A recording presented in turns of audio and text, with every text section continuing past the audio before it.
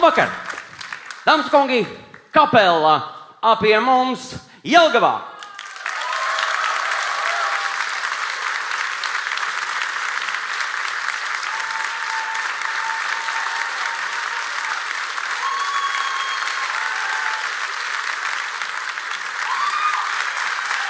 Pie mums Jelgavā!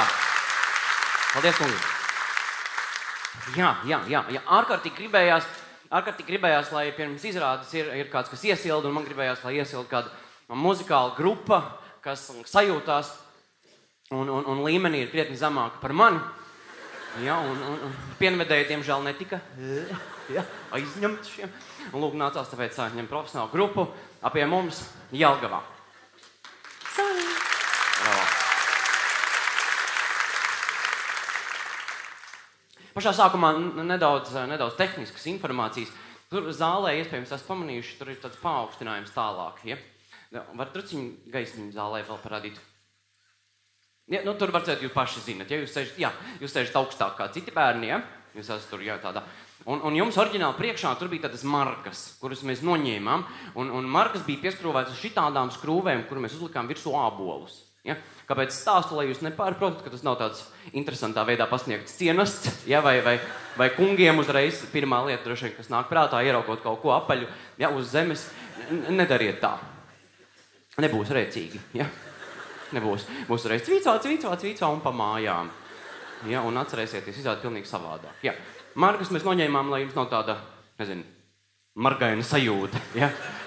Jā, mēs ieviesām šajā burvīgajā koncerta zālē šādas tādas korekcijas. Jo, zini, ārkārtīgi gribējos uzstāties tieši pa lādījumā, tāpēc mēs te visu samainījām, noņēmām tur, kā es teicu, margas, savedām pilnu krēsliem un pārtaisījām par kongresu namu. Ja. Un neko, tagad te ir forši. Nu ko, iepazīsimies, ja gadījumā nezinājāt, tad mani sauc Jānis Skutelis. Es īstenībā esmu, diezgan slavens. Cik slavens es esmu, jūs gribētu jautāt, labprāt padalīšos. Aizvadītā gada, ja nemaldos, 1. oktobrī kinoteātrī Splendid Palace viesojās īru stand-up komiķis Dilans Morans. Un izrādes beigās viņš skatītājiem jautāja, vai Latvijā vispār ir kāds, kas nodarbojās ar stand-up komediju. Ja? Un visa zāle vienā balsī atbildēja, nē. Tik slavens es esmu. Ja.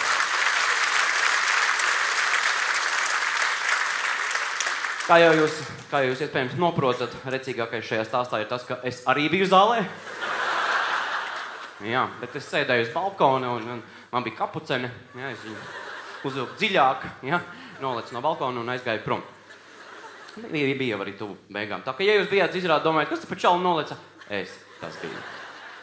Tas biju es. Jā, par turpmāko, ko es šokar esmu sagatavojies jums stāstīt, es gribētu uzreiz arī, lai mēs esam skaidrībā un viensprāts par to, ka tas, ko es turpmāk stāstīšu, tas viss ir tikai un vienīgi saistīts ar mani, ja tā ir mana iekšējā pasaule, ja visi personāži izdomāti. Ja jums pēkšņi rodās tāda maldīga sajūta, ka es kaut ko pa jums runāju, nav tā. No. Pat ja es sāku jūs jau aprakstīt, es saku, piemēram, vienreiz satiku tādu čali, viņam tāds oranžs džemperis, ar rozā briedi virsū. Un jūs sēžat domājat, man ir oranžs džemperis ar rozā briedi, tas ir pa mani? Nav. Tas nav. Piemēram, cik čalis ar tādu pašu džemperi? Tas ir tāds vairāk viņa stāsts. Vai arī, ja es pieminu kādu konkrētu vietu, un jums liekas, tas ir tur, es esmu bijis. Nē, tā nav. Citu. Ja es saku pat konkrētu vietu, teiksim, vienreiz ieeju tāds Rīgas domē, staigāju un klausos, vaiprātīgs krievu akcents, kur es Rīgas domē ienācu, vai kur izēju ārā pastos, taču Rīgas dome, zini. Tas nav par Rīgas domu. Vienkārši cita vieta ar līdzīgu nosaukumu un akcentu. Jā. Bet par ko tad es gribētu runāt? Es gribētu runāt par vienu, manuprāt, ļoti jauku paradoksu, ko esmu novērojis. Un kur slēpjās paradoks? Paradoks slēpjās tajā, ka pēc maniem novērojumiem, es domāju, ka es neesmu vienīgais, kas kaut ko tādu ir pamanījis, uz planētas Zeme pastāvīgi notiek ārkārtīgi daudz negatīvas lietas. Ja tur ir zemestrīces, viesuļvētras, tornado, noziedzība, korupcija, bērni mirst Āfrikā badā, cilvēki ģības tautastērpos, dziesmu svētkos, var sakot, kas tik nenotiek. Bet, Kur slēpjas paradoks? Paradoks slēpjas tajā, ka pēc maniem novērojumiem, neskatoties uz visu iepriekš minēto, mēs vēl joprojām esam spējuši saglabāt optimismu sevi, kas, manuprāt, ir ļoti apsveicama lieta. Un tie nav tikai tādi mani vienkārši tukši novērojumi. Ja? Es arī, pirms izrādes gatavojoties, es veicu aptauju, ja, savu tuvāko draugu paziņu lokā. Tā es arī gāju vienkārši klāt un jautāju, tu esi optimists vai pesimists. Ja? Lielākā daļa tā arī atbildēja, atšujies. Ja? No kā es secinu, ka optimisti vien ir, jo cer, ka atšūšos. Ja? Tas man atliek. Ja, un tas, par ko man gribējās runāt, ir tāds tā kā palīdzīga roka optimismam. Man gribēs parunāt par lietām, kas mūsos varētu izraisīt pesimismu, ja, lai mēs par tām būtu parunājuši un ar to arī mēs būtu ar tām lietām tikuši galā vai vismaz uz tām varētu paraudzīties turpmāk vieglāk. Un tādas lietas, kas mūsos varētu izraisīt pesimismu, patiešām ir vairākas, ja, kā piemēram politika. Ja? Lūk, jau pie vārda jau sadugāt, nē, tikai ne politika. Likās jautrība būs. Ja politika tiešām ir lieta, kas var sabēdināt pat pie ļoti laba noskaņojuma un augstiem grādiem. Bet es negribētu analizēt politiku no tādiem tiešām politiskajiem procesiem, jo es nejūtos tik kompetents tajā, ja, lai ar to nodarbojās cilvēki, kas patiešām kaut ko tajā saprot. Bet viena lieta, kas man politikā traucē, un man nav skaidrs, kāpēc tā ir, par to gan es labprāt parunāšu, un tā ir ļoti vienkārša lieta. Man nav skaidrs, kurā brīdī tika pieņemts kaut kāds lēmums, vai visi vienojās, ka Latvijā politiķiem vairāk nav jābūt oratoriem. Ja, jo man liekas, ka oratora prasme, tā ir tāda pamatprasme politiķim, ja, un piekritīsiet, ka tur ir mums tādas problēmas, ja, jo mēs esam gājuši nevis evolucionējuši, bet tieši pretēji tajā visā, ja, jo mēs esam aizgājuši no, mēs esam lieli, mēs esam stipri, mēs esam vareni, tikuši jau esam līdz pat you un you too, ja. Tas ir krietni zemes kritiens, piekritīsiet, ja. Un, lai mēs par to pārliecinātos, apskatīsim kaut vai trīs pirmās Latvijas valsts amatpersonas. Ja? Pāanalizēsim viņus tādā oratoru griezumā. Latvijas valsts prezidents Andris Bērziņš. Ja? Vai ne? Ja mēs runājam par politiķiem, bet ja mēs runājam par oratoriem un politiķiem kopā, ja? Principā par Bērziņu kungu mēs reiz sarunu varam arī beigt. Ja? Jo tur tāds milzīgas oratorijas piemēri tur nav.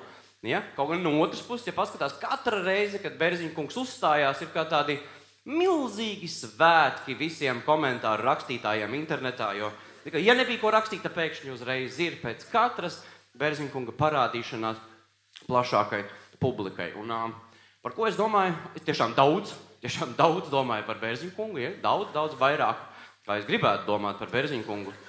Es jūs varu nomierināt, es par Bērziņa kungu domāju līdz šai vietai, ja? Tas ir tas, kas mani pārsteidz, pārējais ir saprotami. Un, ja, es domāju, ja, tiešām mierā man nav nekāds fetišs, ja, uz pensionētām valstu galvām, bet Bērziņa kungs, viņš pats liek domāt par sevi, ja, nepārtraukti katru reizi uzstājoties, viņš liek par sevi domāt, ja, un ko es domāju par viņu, ka, ja es pareizi saprotu, ja gadījumā tā nav, lūdzu, esiet tik laipni un palabojiet mani, tad Latvijā pie mūsu esošās valsts iekārtas prezidentam ir tāda vairāk vai mazāk reprezentatīva funkcija, ja? Un tādas īstas politiskas varas viņam nemaz nav. Viņš ir vairāk tāds niķīgs bērns, ja? Kuram iedod likumprojektu parakstīt. Viņš neparakstīšu, ja? Kāpēc neparakstīt? Man nav laika lasīt, negribu. Prom. Tad vairāk tāds.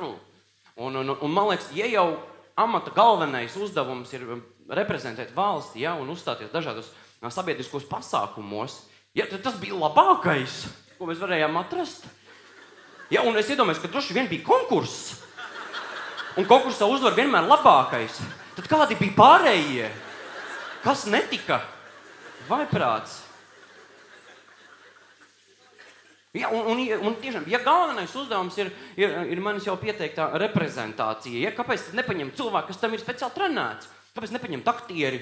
Ja? Teiksim, ka Zolīdu aktieri cienījumu, man pat ir variants, es piedāvāju Uldi Dumpi. Ja? Man liekas, būtu lielisks valsts prezidents. Es pat viņu redzēju, man liekas, es viņu redzēju kā politiķi kaut kādā filmā, vienā no jauno laiku filmām. Tur baigi neapmaldīsies, tās 4, tā bija, kas tā bija? Baiga vasara, ja? Baiga vasara. Filmā Beigu vasara viņš bija ārlietu ministrs, Ulmiņa laika ārlietu ministrs. Kolosāls, cienījama izturēšanās, jau stāja, runa, viss tā kā īstam politiķim arī pienākās, ja? Filmas beigās, ja es pareizi atceros, viņš gan nodeva Latviju, man liekas, bet, ja? Nav svarīgi, bet kā nodeva, ja? Kā nodeva, man liekas, ka labais. Tas ir čalis padoja, jebko nodos, ja? Un visi teiks, malacis, mēs pa tevi, ja? Tā ir tā lieta, kas man viņā tiešām ļoti patiktu. Man liekas, tā ir arī lieta, kurai prezidentam būtu jāpiemīt, ja? Jo Bērziņkunga gadījumā tur tiešām man ir sajūta, ka tur ir kaut kāds milzīgs pārpratums ar darba sludinājumu. Ja? Vai nu neizlasīja, vai es nezinu, vai nav. Jo tā ir vakance, parasti darba vieta principā, tāda jābūt arī darba sludinājumam. Man liekas, ja es pareizi atceros, es esmu redzējis. Kaut kur es tā skatījos, tur man liekas, ka bija kaut kāds. Meklējam valsts prezidentu, tur apraksts kaut kāda pamatprasības, nekas tur tāds, zini, tur 3-4 valodas būtu labi, ja? Prasme uzstāties dažādos pasākumos, vietēji starptautiska mēroga, kaut kas, tādas pamatlietas, teiksim, adekvāti uzvesties 1. septembrī, nekas ekstrēms, man liekas, jā. Ja, un tieši šīs ir tās lietas, ar kurām, ja? Tieši bēdīgi arī iet. Ja? Un kas interesanti, pats arī Bērziņkungs nav riktīgi mierā. Ja? Es aizvadītajā gadā lasīju Santā, man liekas, jā, es lasu sieviešu žurnāls. Lasīju Santā bija intervija ar Bērziņkungu, ja? Kur viņš teica, ka, es nezināju, man neteica, un kāda nasta, un visi viņu zina tagad. Viņš stāsta, ka viņš nevar aiziet uz veikalu, visu prezidents ienāca, ja? Ja, un viņam teica, ka būs prezidents, teica, kamā, tev nezinās, te maza valsts Ziemeļa Eiropā beidz atslāpst. Kurš tevi zinās? Nē, tagad ko prezidents? Jā, prezidents. Izcinās, kas ir, ja, un tad ārkārtīgi pārsteigts, jā, cilvēks. Ja, tur ir acīm redzams pārpratums ar darba sludinājumu, es jums saku, ja. Līdzībās runājot, man tur vairāk tā sajūta tāda, ka, iedomājieties, ja ir autobusu parks, un autobusu parkā meklē autobusu vadītāju. Tur izsludināts konkurss, piesakās vairāk pretendenti, un darbā pieņem vienīgo čali, kuram nav autovadītāja tiesības. Cilvēku, kurš redz tikai ar vienu aci, metra attālumā un pilnīgi nekustīgus priekšmetus, ja? Un viņi tā visus apskatāt, ņemam jūs. Aiziet. Nē, šeit. Rakaris, šeit, come on. Jūs varat iet, jā. Pirmais darba uzdevums, tik līdz atradīsiet autobusu, varat braukt. Tas tā kā spēle sākuma. Jā. Nē. Ar radziņiem tas trolejbus. Nē. Uzmanīgi, tur ir raka vaļā. Mums ir vēl varianti. Ja, tas sajūta tāda. Ja, kā tā. Un tas pārsteigums par to, ko nozīmē būt prezidentam. Vāks, tur kaut kas tur dzejoļi jāmācās. Kurš to būtu domājis? Man pilnīgi nāk, zin tā vilšanās un tas pārsteigums ir tik nepamatots, nāk prātā tāds cits salīdzinājums ar, cilvēks visu mūžu gribējis kļūt par slepenu aģentu. Ja, viņš ir tur gājis speciāli skolās, kodās visu laiku tur speciāli uzvedies, tā kā viņiem ir jāuzvedās, lai viņš varētu kļūt, iefiltrējies, un tagad viņš ir slepenais aģents. Un tad viņš aizbrauc pēc kādiem 20 gadiem, ja viņš skolā ir salidojums, ja, un viņš aizbrauc un satiek savus vecos klases biedrus, visi stāsta, ko viņi tur dara. Viens tur traktorists, viens grāmatvedis, viens veikalā strādā, un viņš tāds sēž domā, lai tik pienāk mana kārta, pienāk viņa kārta, un viņš saprot, bats, viņš nevar stāstīt. Oh my God! Nu, viņa prasa, ko tu dari? Bibliotekārs. Jā. Rīktīgs pārsteigums. Kā tad tā?